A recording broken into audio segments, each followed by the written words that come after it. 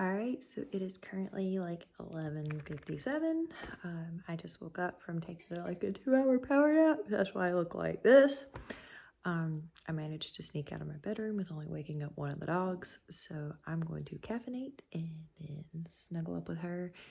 And I'm first off going to start with finishing Supernova, which is the last book in the Renegade series. I know that wasn't on my TBR, but I was reading it yesterday and I only have like 15% left, so I'm going to go ahead and finish that book and then dive into my TBR for the challenge. So wish me luck.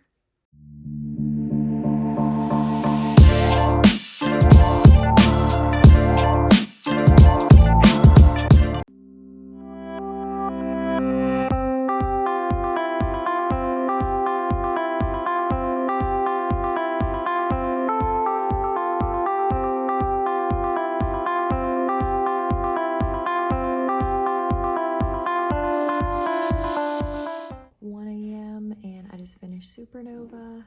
Like I said, I was almost done with it anyway. It was really good.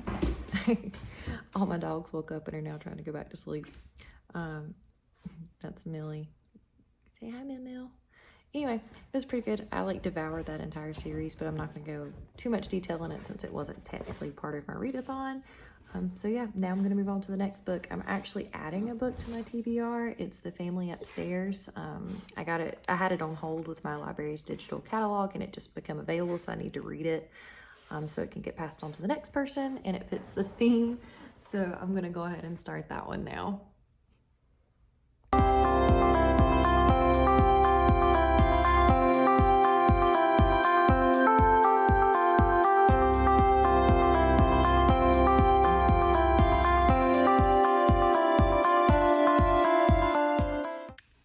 So it's creeping up on 2 o'clock and I'm only 4 chapters into The Family Upstairs and it is already a page turner. I have no idea what's going on. I'm trying to like make assumptions, which I shouldn't do because it's a thriller and I know it's going to be crazy, but it's already like, I'm really interested in it. I'm getting a little sleepy, so I'm going to make me some breakfast real quick and change clothes, wash my face, all that good stuff, and keep reading and see if that kind of keeps me awake. And yeah, I'll probably update at about the 50% mark just to let y'all know how the book's going and just kind of go from there. Also, he's not left my side. This is Luna, she's technically my husband's dog, but she's with me this weekend and she's been snoozing the whole time and snoring. And the little one, Millie, I think legitimately went back to bed. So they are not staying awake with me in solidarity. They're just following me around and sleeping wherever I'm sitting down. But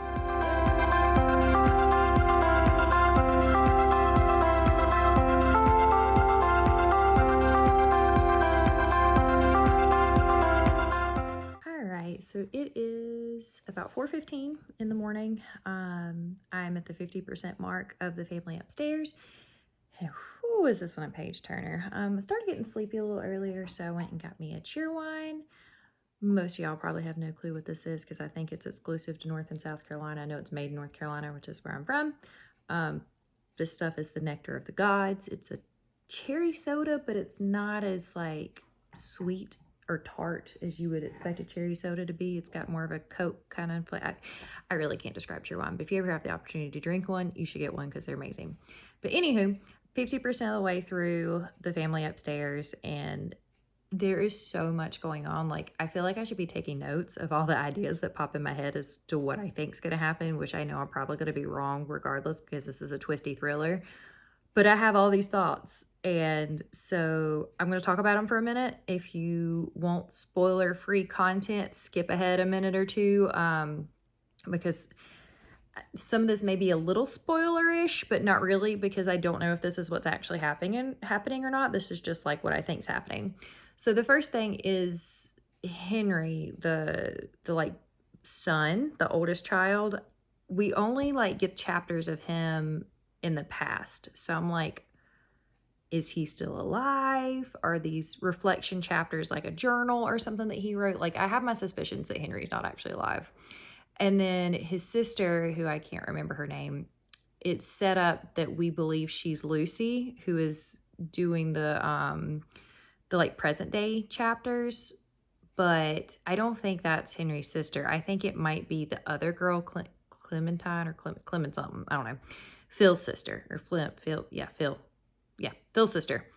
So one of my thoughts is that's actually her. It's not the Lamb's daughter, that it's the cult leader's daughter, because they never mention like her specifically.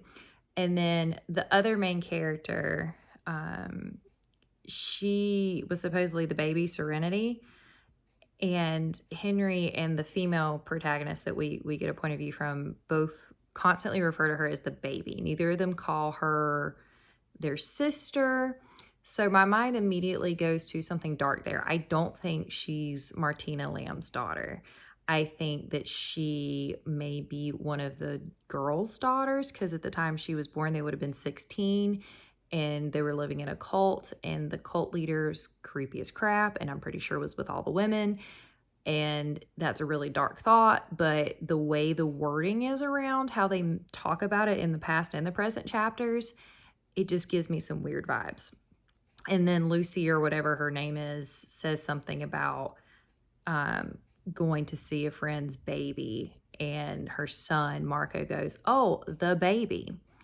So I'm wondering if the baby who's Serenity, who becomes like the main character that inherited the house, I'm really wondering if she was one of the teenage girls' daughter.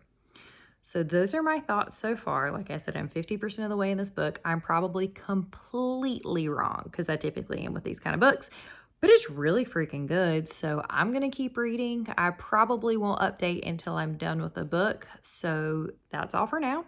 If something crazy happens, or if one of my theories is right, I may come back on and do another update. But for now, I'm going to get back to reading and drinking some more caffeine so I can stay awake.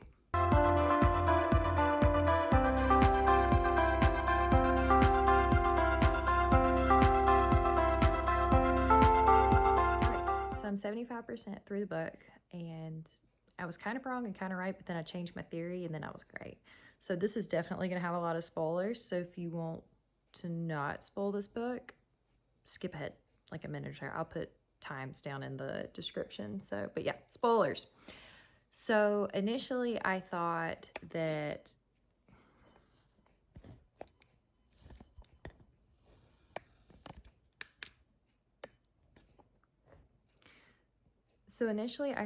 Henry was no longer alive, because the way the past chapters were reading.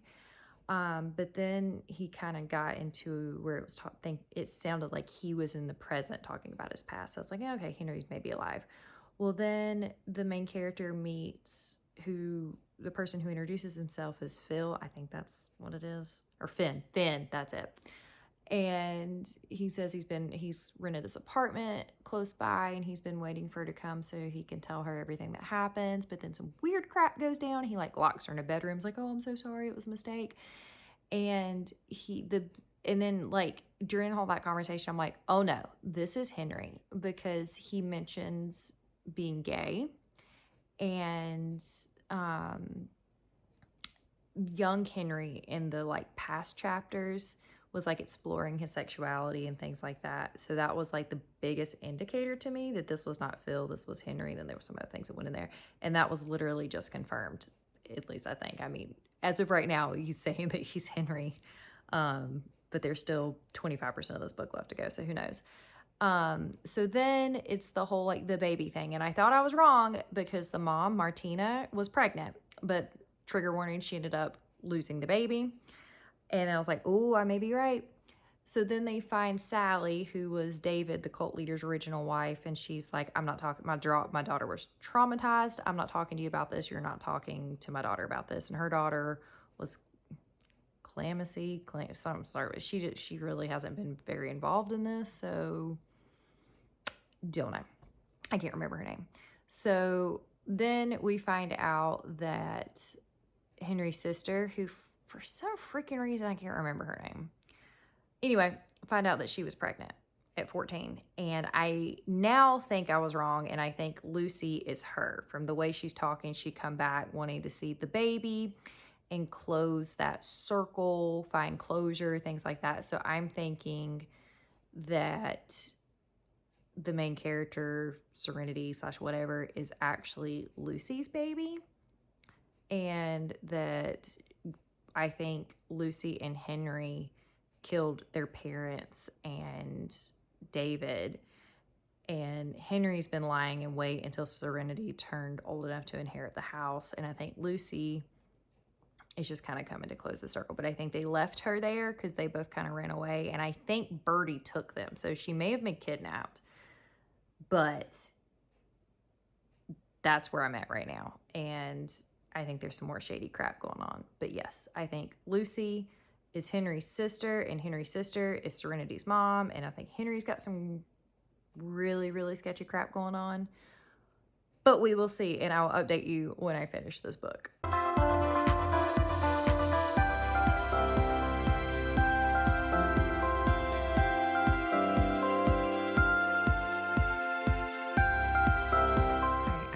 If this video is a little shaky, my little gamble thing that I used just died, so I've got it plugged up. But I just finished The Family Upstairs, and I have no words. It was so freaking good. Some of my theories were correct, some were not, and it just, the twists and turns and it was so good. And the ending just had me freaking reeling. Phenomenal. 10 out of 10. Would recommend this book for anybody that likes thrillers. It was definitely a page turner. I mean, it is, what time is it? It is 6 o'clock in the morning. I've been up since midnight and I couldn't put it down. Like, I was tired, but I couldn't put it down because it's such a page turner. So I am off to the next book. I think I'm gonna pick up The Girls Are Never Gone, but I might do No Exit. I hadn't decided yet. But yeah, so on to the next book.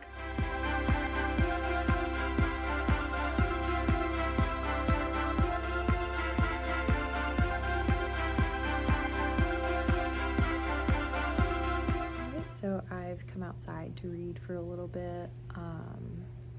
I'm at the 50% mark now of The Girls Are Never Gone, and it's pretty good. It's definitely got some spooky parts. Good ghost story. It's about a girl who's interning at this like reportedly haunted mansion. She used to do like a YouTube show where she would like talk about creepy stuff. And now she's trying to start a podcast, and like the first series she's doing on the podcast is trying to like debunk these murders at this house, but a lot of like creepy stuff keeps happening. And the point I'm at now, there's like a lot more like ghosty activity, so I'm really excited to see what happens. I literally have zero theories. Like, it's done a really good job at not giving clues as to what's actually going to happen, so I'm curious to see. I'm probably going to hang out here for just a little bit longer and then go in and drink some water and get me something to eat because I'm starting to get a headache.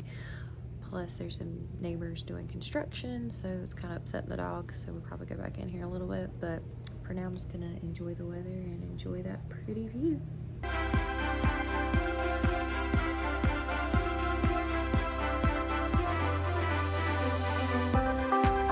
it's almost 1 o'clock in the afternoon, and I have finished The Girls Are Never Gone. Really liked it. This is the perfect spooky season read. I think it's YA, honestly. I mean, it's spooky, but I think this is technically a YA book. There's beautiful representation. The writing's good. The story's good. I'm not going to go into too much details because I'll probably spoil the crap out of it, and I don't want to do that since I said so many spoilers about the last book. But I really, really did enjoy it. It reminded me a lot of The Haunting of Bly Manor or The Turn of the Screw. Just kind of like a new twist almost on that story, but not quite. But yeah, I really enjoyed it. I recommend reading this if you want a spooky read. And now we're going to move on to the next book. I think I'm going to start No Exit because I've heard that one is a real page turner. We'll see how it goes. So this also was my 100th book of the year, counting rereads. Now I had a couple rereads. If you don't count rereads, I'm at like 89 books this year, I think, but my Goodreads counts the rereads. So this book finished my Goodreads challenge for the year. So yay, I finished a couple months early. So all right, on to the next book.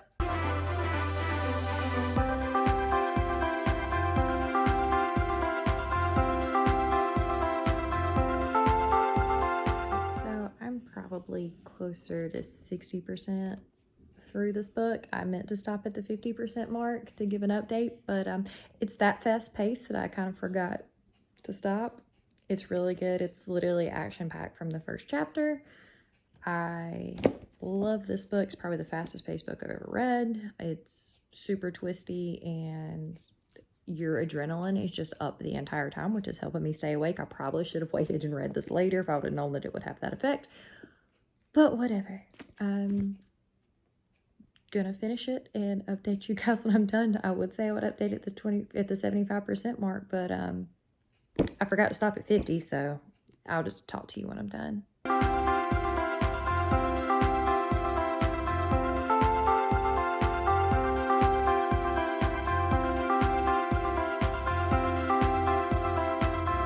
Book number 3 is done. It's so floppy, I loved it. This is probably the most fast-paced book I've ever read. It goes over a span of like 13 hours. And it seriously felt like I was reading for 5 minutes and I was at the end of the book. Like, it is so action-packed and gets your adrenaline up and you can't stop. I would not recommend reading this book if you can't read it in one sitting because you will hate yourself. Like, I've never read a thriller that was this fast-paced. Like, I reviewed the guest list in one of my other videos and talked about how it covered the span of like a day and a half, and it was so freaking boring because there was so many mundane issues and like details and things like that that just didn't have a point. This is the complete opposite. Like, this was 360 some pages, I think, 333 pages for a 13-hour span of time. And it just, I have no words. This book was phenomenal. So that's book number 3 that I finished. I wanted to at least get 3 books done, and it's only like 5 o'clock. So I'm still can easily get 1 more book in, maybe 2. We will see. So I think I have Good Girls, Bad Blood and The Hawthorne Legacy left, and I can't decide which one I want to read. But I have to go back home and feed all my other critters because I have horses and stuff and I need to feed them. So I'm going to take like a 45-minute break so I can go feed all my critters. And I'll decide which one of these 2 books I'm going to read when I get back. So I'll be back with an update before too long.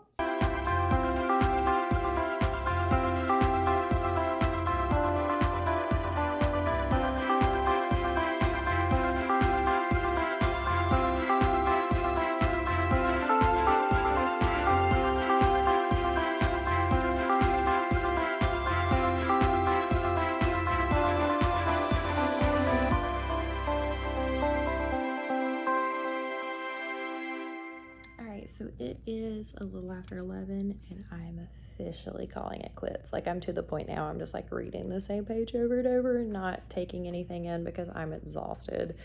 So I'm calling it quits at 11:03. I'm done.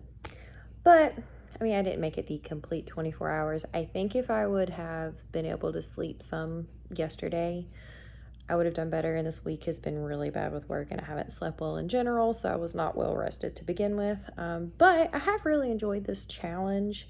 I accomplished pretty much what I wanted to. I finished Supernova. If I wouldn't have read Supernova this morning, I probably would have been able to finish Good Girls, Bad Blood, but it's whatever, I'll finish it this week.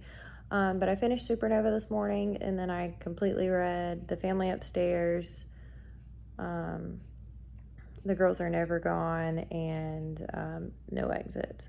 And then I got a good chunk of Good Girls, Bad Blood finished. So that was a lot more than I honestly thought I was going to be able to read in a 24-hour span of time.